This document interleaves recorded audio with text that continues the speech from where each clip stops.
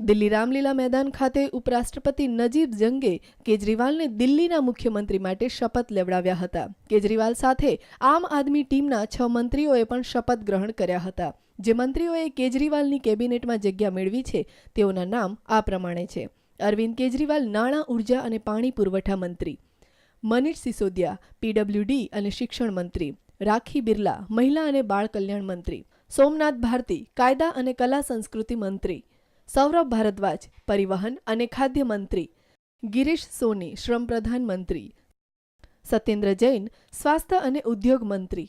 કેજરીવાલે શપથ ગ્રહણ કર્યા બાદ રાજઘાટ પહોંચી મહાત્મા ગાંધીની સમાધિને વંદન કર્યા હતા.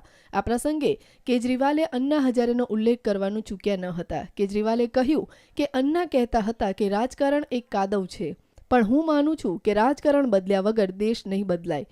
અન્નાએ આજે કેજરીવાલને ચિઠ્ઠી લખી હતી કે તમામ સાથીઓને મારા આશીર્વાદ અને સીએમ બનવા અંગે કેજરીવાલને શુભેચ્છા.